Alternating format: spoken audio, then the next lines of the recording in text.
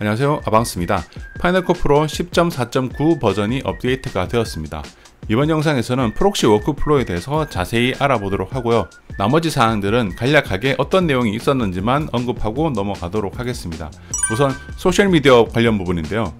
보통 영상을 제작할 때는 16:9 비율로 영상을 제작합니다. 이 16:9로 제작된 영상을 인스타그램이나 페이스북 같이 스마트폰에 최적화된 플랫폼에 올릴 때는 영상 포맷 형식을 1:1 정사각형 비율의 영상이나 아니면 세로로 긴 영상이 조금 더 적합합니다. 그래서 16:9 비율로 제작된 영상을 1:1 비율이나 세로 영상으로 조금 더 쉽게 변환할 수 있는 기능이 추가됐다고 보시면 됩니다.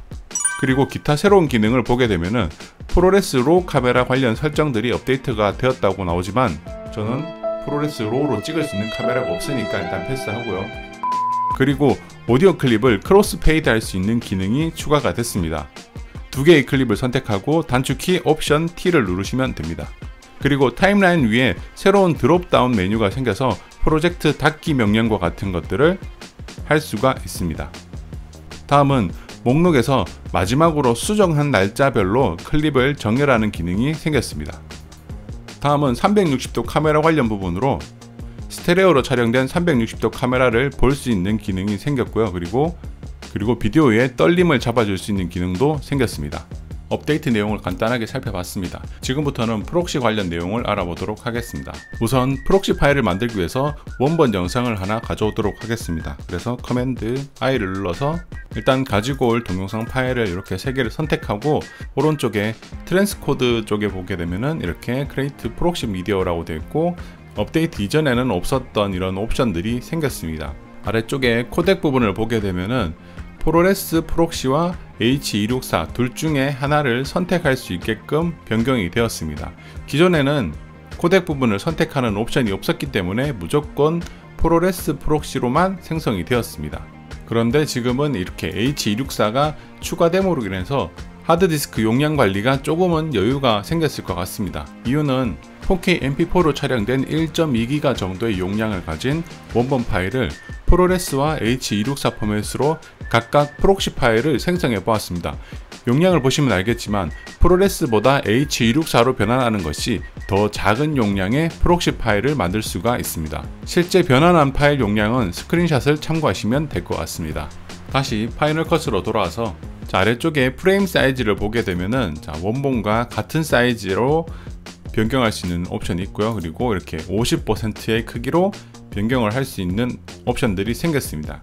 그래서 4K 영상을 50%로 하게 되면은 풀 HD 사이즈로 영상의 크기가 줄어들게 됩니다. 자, 이렇게 하고 임포트를 눌러 보겠습니다.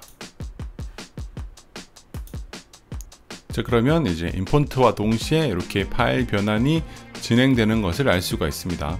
자, 파일 변환을 마쳤고요. 이 파일들을 타임라인에 넣어 보도록 하겠습니다.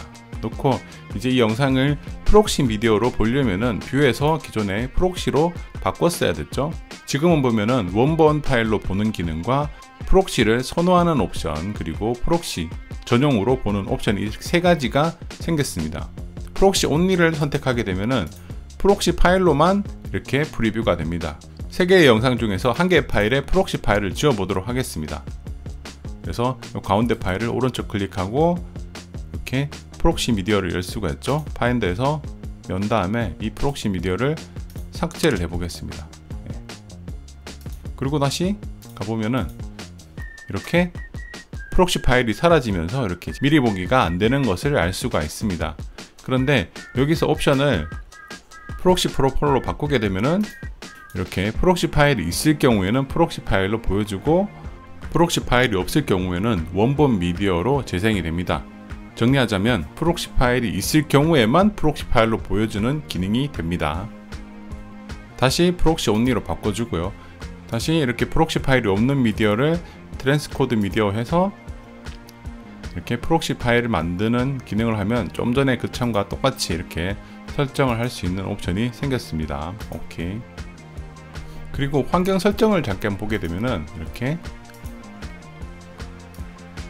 임포트 할 때도 이렇게 기본 세팅으로 프록시 만들기 H264 이렇게 세팅을 하실 수가 있죠. 이렇게 세팅을 해놓게 되면은 동영상 파일을 이렇게 드래그해서 놓더라도 들어옴과 동시에 트랜스코딩을 시작하는 것을 알 수가 있습니다. 그리고 변환이 끝이 나면은 이렇게 프록시 파일로 보이는 것을 알 수가 있죠. 자, 이렇게 해서 프록시 파일을 생성하는 거에 대해서는 일단 이해 말씀을 드렸고요. 자, 이제는 이 프록시 파일을 활용하는 방법인데요. 영상 편집을 하다 보면 이런 경우가 있을 겁니다. 이렇게 편집을 하다가 이 편집하던 파일을 잠시 외장하드나 이런 곳에 잠시 담아서 다른 장소에서 이렇게 편집을 하다가 다시 메인 컴퓨터에 와서 편집을 이어가야 될 경우가 있을 겁니다. 이럴 경우에 활용하면 좋은 기능인데요. 자, 여기서 라이브러리를 선택해서 보게 되면은 지금 이 원본 미디어 같은 경우에는 이 오리지널 파일이 1기가 정도가 되고요. 그리고 프록시 파일로 만든 경우에는 21메가로 용량이 굉장히 적죠. 지금은 영상 파일이 4개니까 이 정도 용량이 차이가 나지만 만약에 원본 파일이 많아질 경우에는 외장하드에 담기가 용량적으로 부담이 됩니다. 그래서 이 프록시 파일만 복사를 해서 가져갈 수 있는 기능이 있습니다. 그래서 라이브러리를 선택하시고요. 파일 메뉴에 Copy to Library의 New 라이브러리를 선택을 합니다. 데스크탑에다가 프록시라고 이름을 지어주고 엔터를 누릅니다. 자, 그러면 기존에는 없던 이런 창이 하나 뜨는데요.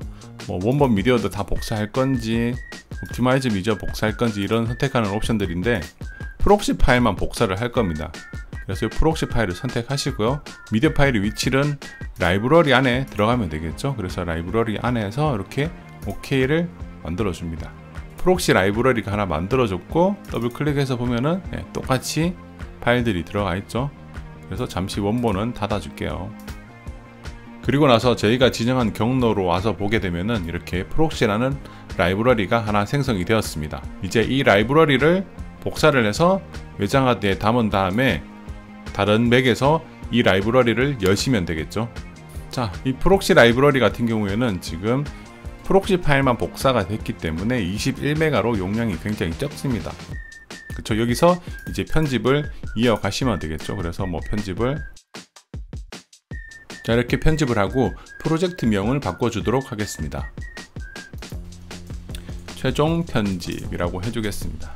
자, 그리고 나서 다시 외장하드를 가지고 원본 파일이 있는 맥으로 온 다음 프록시 라이브러리와 원본 라이브러리 둘 다 열어줍니다. 그러면 여기에 원본 편집 라이브러리가 여기 있죠? 그래서 여기에 최종 편집 저희가 했던 거를 이 프로젝트 파일을 원본 파일이 있는 라이브러리에 이렇게 넣어줍니다. 자, 이런 창이 뜨는데 여기서 미디어를 복사할 필요 없고 다시 프로젝트만 넘기시면 되겠죠. OK를 해주게 되면은 이렇게 최종 편집이 추가가 됐고 더블 클릭해서 보면은 이렇게 저희가 편집했던 상태로 되어 있습니다. 그리고 원본 미디어를 해보면은 똑같이 저희가 편집했던 게 그대로 적용되어 있는 것을 알 수가 있죠. 자, 이 기능을 잘만 이용하면은 이렇게 원본 파일이 용량이 굉장히 큰 경우에 아주 작은 파일로 축소해서 프록시 파일만 가져가서 뭐 노트북이나 다른 장소에서 편집하고 원본 파일이 있는 곳에 풀어서 출력을 할 수가 있을 것 같습니다. 네, 이렇게 해서 파이널 컷 프로 버전 10.4.9 버전에서 업데이트된 프록시 관련 내용들을 살펴봤습니다.